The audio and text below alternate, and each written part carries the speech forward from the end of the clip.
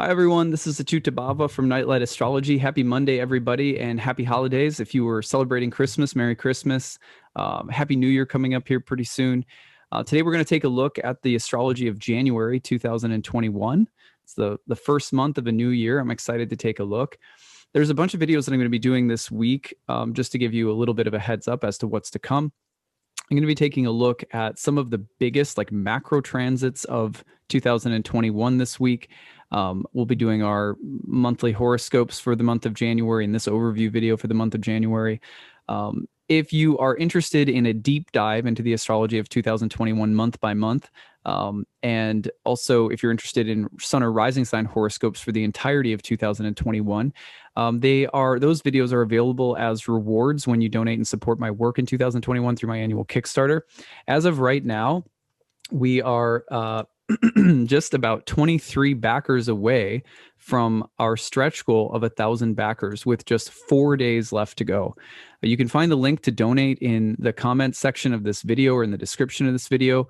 When you pitch in, you can select a bunch of rewards, including either of those videos and a bunch of other videos I have available exclusively through the Kickstarter. Also, you can pick up half off to all of my online training programs in 2021, my Ancient Astrology for the Modern Mystic 1-year program, my Year 2 program, and my Horary class are all on sale, and they get cheaper when you bundle them together as well. They're 50% off the normal price, so it's a really good deal. I hope to see some of you in classes soon. I hope you can take advantage of that. I just want to say a big thank you to everyone who's already contributed. We completely smashed last year's funding record already and backer total as well. It's surreal. I'm so thankful, and it's possible that we could stretch far enough in the last 4 days that we could actually get really close to having that donation-based reading clinic set up in 2022, a little over a year from now. And I was thinking at first it might take 2 to 3 years to get that in place, but we're doing really well. So anything's possible at this point. Let's see what we can do in the last 4 days. Thanks so much. Okay, so let's take a look at the astrology of January. I'm going to go ahead and put the chart for the month on the screen.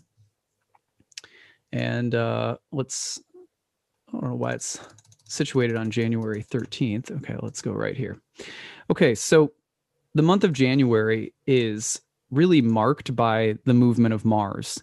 Mars is like a trigger for a lot of really intense dynamics in January. I have this circled as one of, if not the most powerful month of the year. It's a lot like 2020, don't worry, in the sense that some of the most potent astrology of 2020 came early in the year with the Saturn-Pluto conjunction. This is similar in that we have a lot of the biggest transits of the year happening right away in January. They repeat throughout the year. That's something I'm going to cover later this week when I talk about the Saturn, Jupiter, and Uranus dynamic in the year ahead. We're going to be doing a series on that. So you get a little bit of that today too. But in this month of January, that Saturn, Jupiter, and Uranus dynamic is being brought to you courtesy of Mars, who is changing signs and leaving Aries for the first time since late June 2020. Now, you want to be a little bit careful around the days of January 4th, 5th, and into the 6th. Those little couple of days, Mars is at what is called the anaretic degree, which is the final sort of critical degree of the sign of Aries. It's a culminating degree. It's kind of putting a bow on everything we've been doing and learning about Mars since last June. And those last critical degrees can be, they're anaretic, which means a killing degree. I don't think of it as, that's a drastic term, right? A killing degree. But the way that I think about Mars in that final degree right now is that the kind of final lessons or final integrating moments of experiences that we've been having since late June, especially in the whole sign house of Aries in your birth chart, will be coming to a head. So I just think, when Mars is critical like that, it's best to not put yourself in situations where Mars energy could run amok, whatever that might mean. You're thinking of accidents, or you're thinking of hostility, aggression, reactivity. Don't put yourself into a position where you're going to get into, a suddenly throw down with someone. Now, that energy changes right away into the 6th when Mars goes into the sign of Taurus. This is kind of going to be an awkward shift for Mars. Mars is going into the sign of its exile, where, Mars likes to do Marsy things like fight and act and show muscle. It likes speed and strength and power and assertiveness and domination and courage and victory. And Mars is going into Venus's sign in Taurus, an earthy, sensual sign that likes comfort, control, security, and peace. Now, Mars can be like, I always joke that Mars in Taurus can be a great manager, because if you need someone to be in charge of operations, make sure everything runs smoothly, feels good, looks nice, but underneath there's a killer driving driving the ship. That's Mars in Taurus. In fact, my grandfather had Mars in Taurus, and he was like a foreman, and he had that personality, but he was very charming, and he had a way of getting the most out of people, and sort of, like a coach that will, be really, really hard on the players. And sometimes that really doesn't work. It's like, but Mars and Taurus can get things done and somehow do it in a way that's likable or pleasing or harmonious. That's its upside. Its downside is how much it can struggle with that dichotomy between will, power, and strength, and harmony, pleasantness, control, stability. So watch for that tension to step up. The good news is that by January 8th, we always want to see Venus in relation to a Mars in Taurus, and what kind of relationship Venus has to Mars. Now, if you look at January 7th and the 6th, a couple of days there, Venus is in an aversion in the sign of Sagittarius, so no help for Mars from its host. So that could make the 6th to the 8th feel a little bit like I'm out of control. I'm trying to do things, but I can't please everyone. Or I'm trying to get things done, but I'm trying to do so in a pleasant way, but it's just awkward and chaotic. But then the good news is that once you hit January 8th, boom, Venus enters Capricorn and is in a superior trine to Mars. And that's so for the rest of the month. This is a saving grace for Mars this month. Mars is going to be, trying to, assert itself in very powerful ways, thanks to its square to Saturn, square to Jupiter, conjunction with Uranus. And the least it could do would be to, the least that we could look for would be some help from Venus. And Venus, in fact, has this really nice superior square to Mars all month long. So you're going to see a little bit of support from Venus this month. But remember, that's the tension of the month. I want to get things done, but I might have to disturb the peace to do so. Venus says, well, I can help you out and make sure that it's a little bit smoother. Now, but still, you're going to see this tension in terms of the disruption of the peace. And sometimes we're going to look at that and say, yeah, but it's necessary. And other times we're going to look at that and say, really, this is very selfish, and the disruption is, causing chaos, and we need to keep the peace. So is Mars going to be sort of checked by Venus constantly, or is Mars going to be supported by Venus? So different ways of looking at it, depending on, where this is falling in your chart and what we're seeing. But that's the kind of two ways that I'm looking at it. Like Mars this month, again, is like, I have to get things done. And there's a huge amount of pressure and excitement and enthusiasm and kind of explosiveness around Mars, but it has to do so in a way that doesn't disturb the peace, or does it have to get things done and it doesn't care if it disturbs the peace? Either way, the support from Venus is helpful. All right. So when we get into this a little bit further, if you take this forward to the 13th, on January 13th, Mars is going to square Saturn in Aquarius. Now, this is kind of like a pressure cooker moment for the month. This is the first moment where you're going to see this extraordinary energy that January brings forth. And then it hits the rest of the month. From this moment forward, the rest of the month is like a series of, very dynamic transits from Mars. Mars hits Saturn, and you get initially, it's a pretty quick transit, but it's going to be building from the 6th. So as soon as Mars ingresses into Taurus, you're going to start feeling what I'm about to describe, but then it peaks when it perfects on the 13th.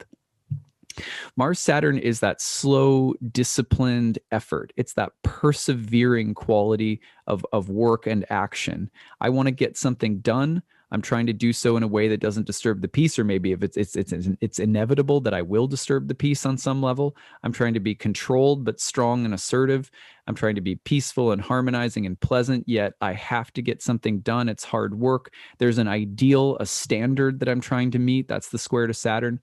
And Saturn is also saying, I need to shape and mold my will, or I'm using my will to mold or shape something into existence. This is a great transit for building or making things, for taking raw materials and somehow turning them into something substantive and useful or functional.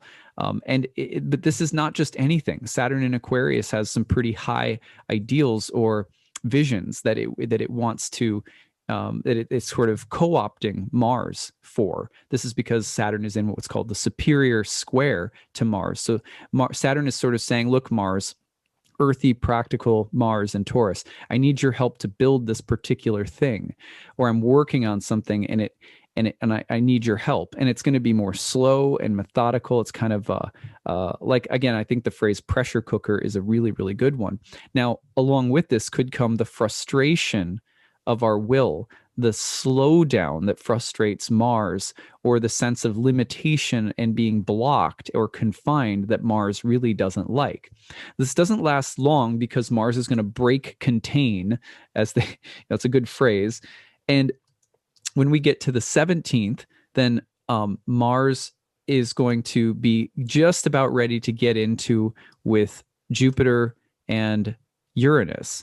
And this energy is so expansive and sort of bright and liberating. But Mars is going to qualify it. So first of all, on the 17th, Jupiter squares Uranus. And then Mars is going to get into the mix of these two planets. So let's just talk about Jupiter-Uranus for a moment to give some context. If Jupiter is the god that likes unity, order, law, togetherness, it's that karmic or cosmic sense of higher order. And it's also a bestower of abundance and life and blessings. And it's sort of the cosmic thumbs up. So Jupiter is hitting Uranus, who is rebellious, original, inventive, and disruptive.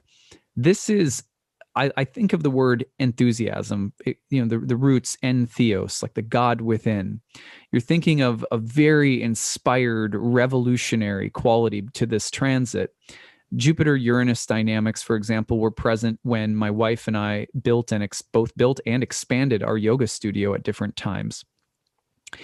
That feeling of the sky is the limit, break through previous norms or conventions or habits and start something new.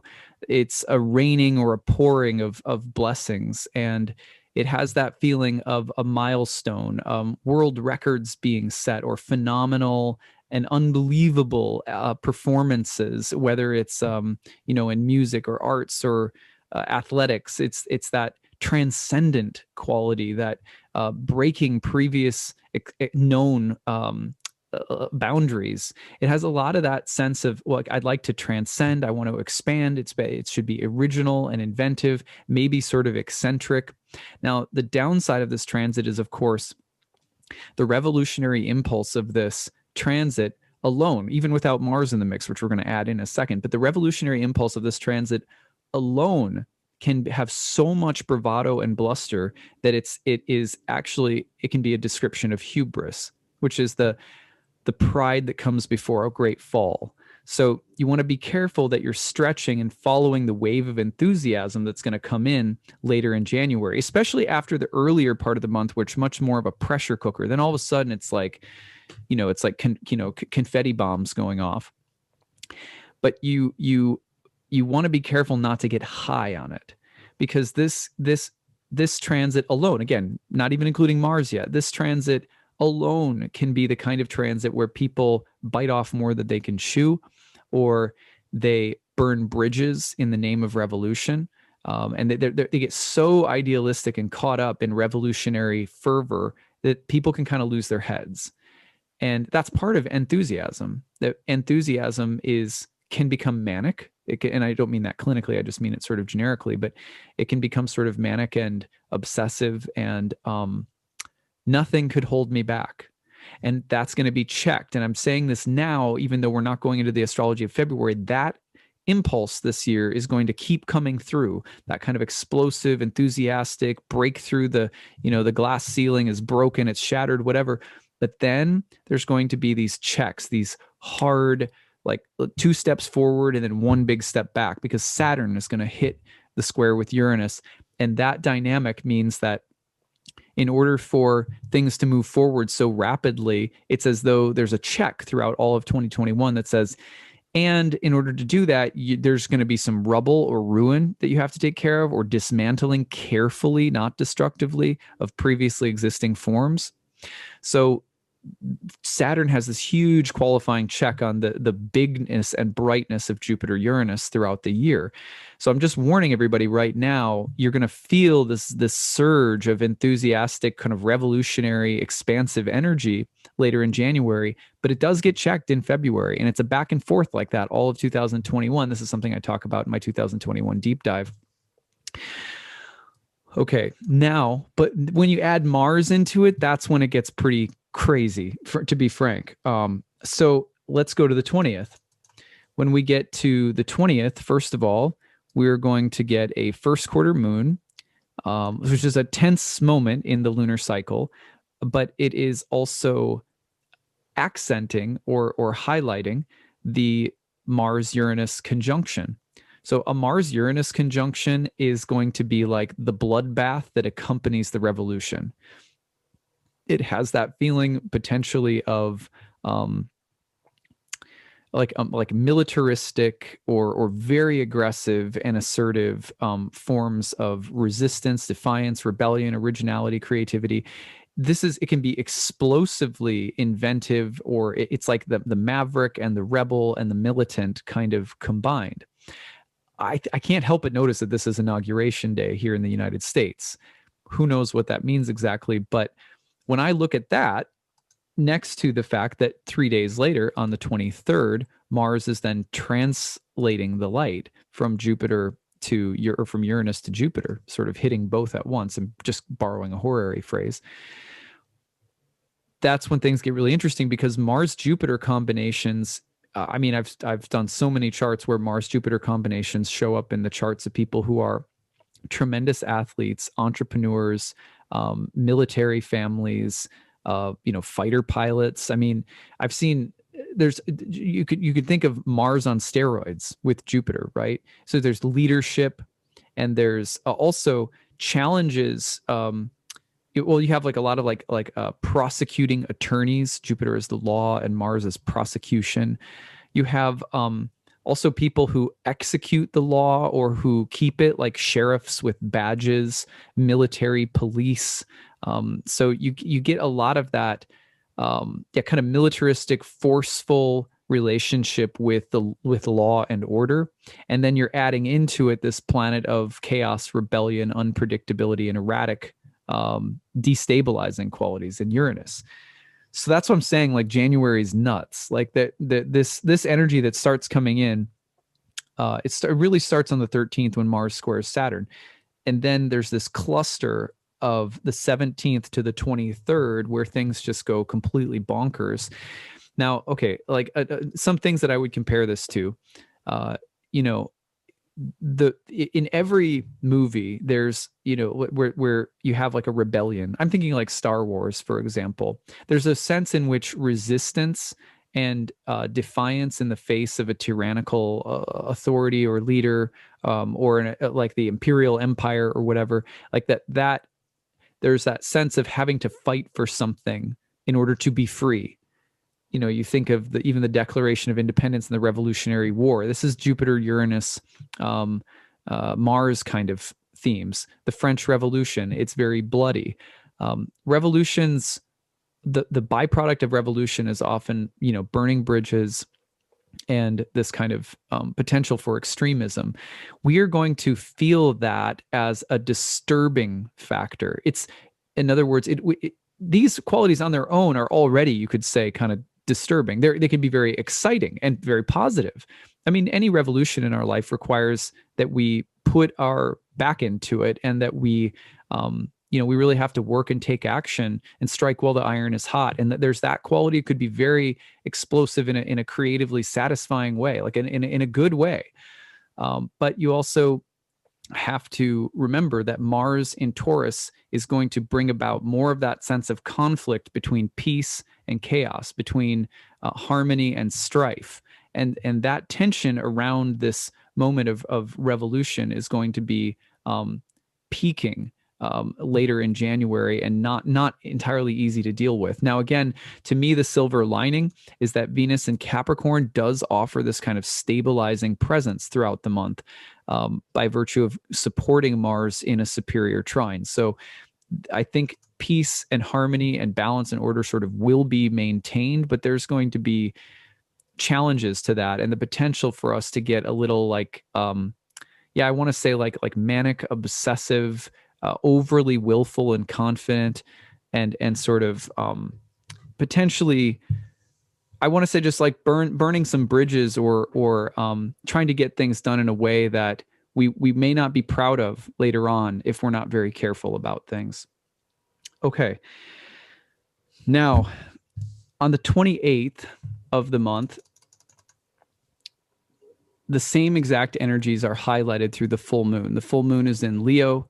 It's square to Mars and Uranus in Taurus, and it's creating a giant T-square, the big stellium, in Aquarius. So this is the T-square that sort of ends the month.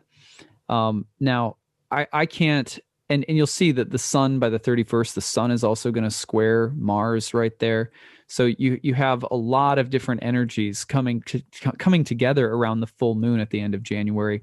All of the same themes that I've been talking about, nothing new to add. It's just to say that this explosiveness of Mars, Jupiter, and Uranus starts on the 17th, but it really is peaking by the end of the month, because the full moon will actually re-amplify and engage all of it. So from the 17th through the end of the month, it's just a conflagration of this kind of revolutionary, expansive quality with a lot of that intense Mars energy behind it. One thing to watch for in all of this is throughout 2021 is also going to be the sometimes catastrophic effect of change. Natural disasters, earthquakes, Uranus, Saturn in the mix all year with each other, Jupiter, Uranus. Expansion often comes with structures really buckling and collapsing sometimes. So you think of this year as, on the whole, I'm really thinking of 2021 as a year where challenges to conventions and traditions and existing structures will be very powerful.